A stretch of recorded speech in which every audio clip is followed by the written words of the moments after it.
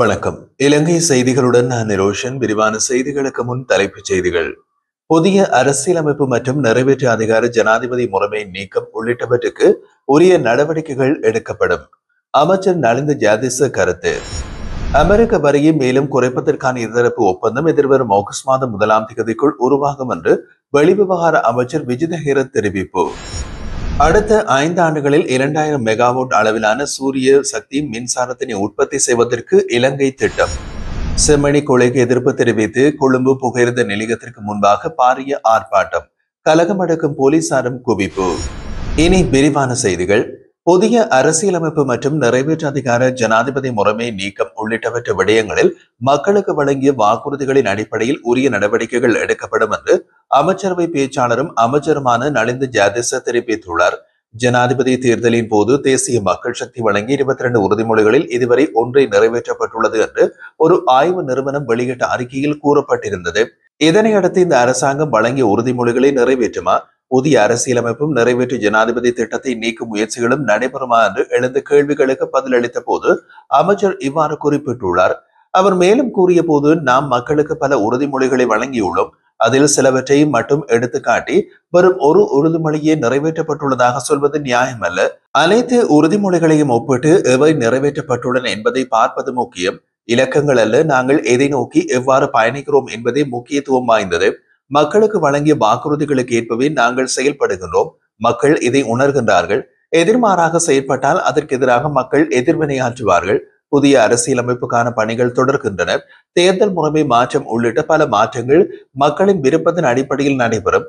பொதுஜன வாக்கெடுப்பில் மக்களால் அங்கீகரிக்கப்பட்டால் புதிய அரசியலமைப்பு அமலுக்கு வரும் என்று தெரிவித்தார். இலங்கைக்கு விதிக்கப்பட்டுள்ள அமெரிக்க வரியை மேலும் குறைப்பதற்கான இருதரப்பு ஒப்பந்தம் எதிர்வரும் ஆகஸ்ட் மாதம் 1ஆம் தேதிக்குள் உருவாகும் என்று வெளிவிவகார அமைச்சர் விஜித ஹேரத் தெரிவித்துள்ளார். இது தொடர்பான பேச்சுவார்த்தைகளை முன்னெடுக்க இலங்கை தூதுக்குழு மீண்டும் ஜூலை 18ஆம் தேதி நாளைய தினம் வாஷிங்டனுக்கு புறப்பட உள்ளது. இருதரப்பு ஒப்பந்தம் ஒன்றை ஏற்படுத்தும் நோக்குடன் பேச்சுவார்த்தைகள் இடம்பெறும். அந்த ஒப்பந்தம் வெற்றிகரமாக அமையும் என்ற நம்பிக்கை எமக்கு உள்ளது என்றும் அவர் குறிப்பிட்டிருந்தார். ட்ரம்ப் நிர்வாகத்தில் இலங்கையிலிருந்து அமெரிக்காவுக்கு ஏற்றுமதி செய்யப்படும் சில பொருட்களுக்கு 44% வரி விதிக்கப்பட்டது. பின்னர் இலங்கை அரசாங்கம் மேற்கொண்டு ராஜதந்திர முயற்சிகளால் அந்த வரி 30% குறைக்கப்பட்டது. இப்போது அந்த வரி மேலும் குறைக்கப்படுவதற்கான முயற்சிகளை முன்னெடுக்கப்படுவதாக அமைச்சர் தெரிவித்தார். எதிர்வரும் 5 ஆண்டுகளில் 2000 மெகாவாட் அளவிலான சூரிய சக்தி மின்சாரத்தை உற்பத்தி செய்ய இலங்கை திட்டமிட்டுள்ளதாக மின்சக்தி மற்றும் பொறியியலாளர் அமைச்சர் குமார ஜெயக்கொடி தெரிவித்தார். சர்வதேச சூரிய சக்தி கூட்டமைப்பின் ஆசிய மற்றும் பசிபிக் பிராந்திய குழுவின் 7வது மாநாட்டில் 2ஆம் நாள் அமர்வுகளுக்கு பிறகு ஊடகங்களுக்கு கருத்து வழங்கிய போது அவர் இவ்வாறு தெரிவித்திருந்தார். சூரிய சக்தியின் பயன்பாட்டை அதிகரிக்க பல்வேறு நடவடிக்கைகள் மேற்கொள்ளப்பட்டுள்ளன. இதன் மூலம் நாட்டின் பொருளாதார வளர்ச்சியை ஊக்குவிக்க விரும்புகின்றோம். எமது கொள்கை நிலைத்ததாகவும் பிராந்திய மற்றும் உலகளாவிய ஒத்துழைப்புகளுக்கு தயாராக உள்ளதாகவும் தெரிவித்திருந்தார்.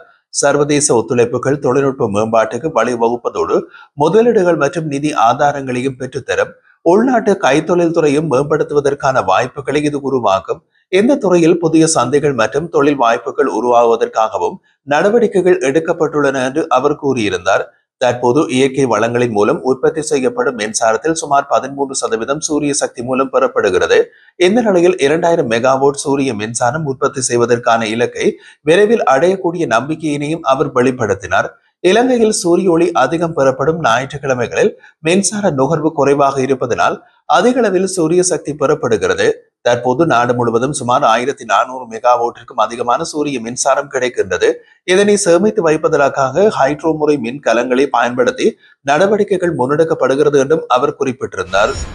தேசிய மக்கள் சக்தி அரசாங்கத்தின் கீழ் நாடளாவிய ரீதியில் 500 சிறிய தேயிலை உற்பத்தி கிராமங்கள் உருவாக்கப்படும் என்று பெரும் தோட்ட மற்றும் தோட்ட உள்கட்டமைப்பு அமைச்சர் சம்பந்த வித்யாரத்ன தெரிவித்தார். மேலும் தேயிலை தரத்தினை மேம்படுத்தும் நோக்கில் பல்வேறு திட்டங்கள் அமல்படுத்தப்படும் என்றும் கூறினார்.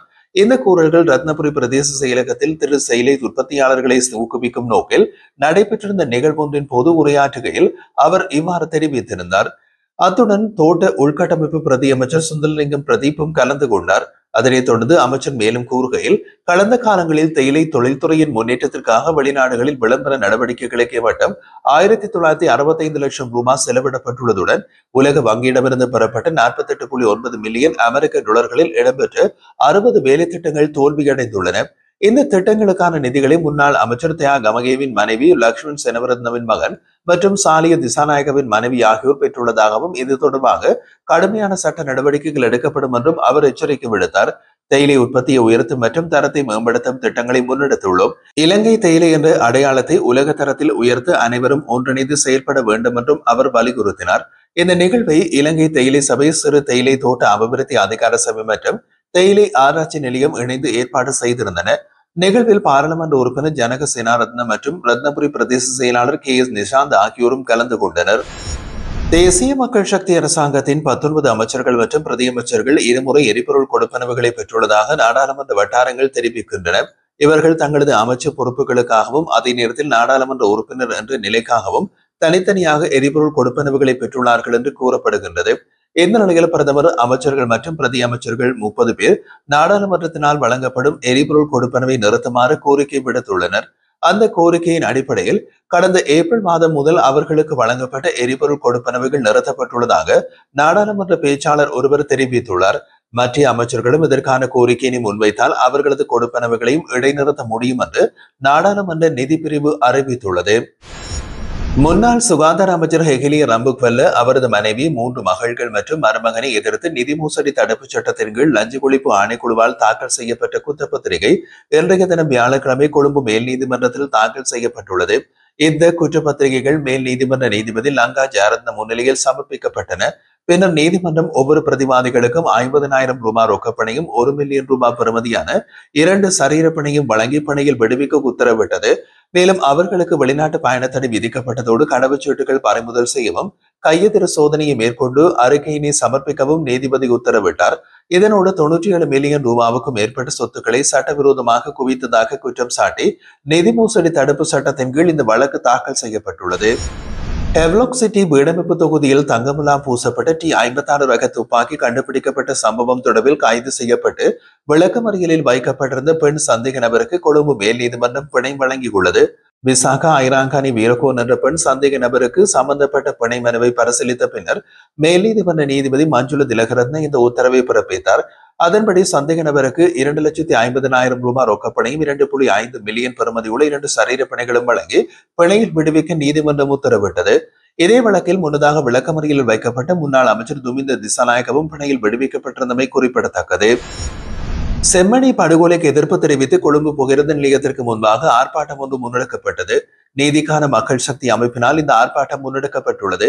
குறித்த ஆர்ப்பாட்டத்தில் சிவில் சங்க உறுப்பினர்கள், ஆசிரியர் சங்கத்தின் செயலாளர் ஜோசப் ஸ்டாலின் மற்றும் பொதுமக்கள் என்று பலரும் கலந்து கொண்டிருந்தனர். நீதிக்கான மக்கள் சக்தி அமைப்பினர் பாலஸ்தீனத்திற்கு ஆதரவாகவும் இதற்கு முன்பு ஆர்ப்பாட்டம் நடத்தியிருந்தமை குறிப்பிடத்தக்கது. இதேவேளை செம்மணி படுகொலைக்கு எதிர்ப்பு தெரிவித்து முன்னெடுக்கப்பட்ட குறித்த ஆர்ப்பாட்டத்தில் தமிழ் முற்போக்கு கூட்டணியின் தலைவர் மனோ கணேசனும் கட்சியின் உறுப்பினர்களும் கலந்து கொண்டனர்.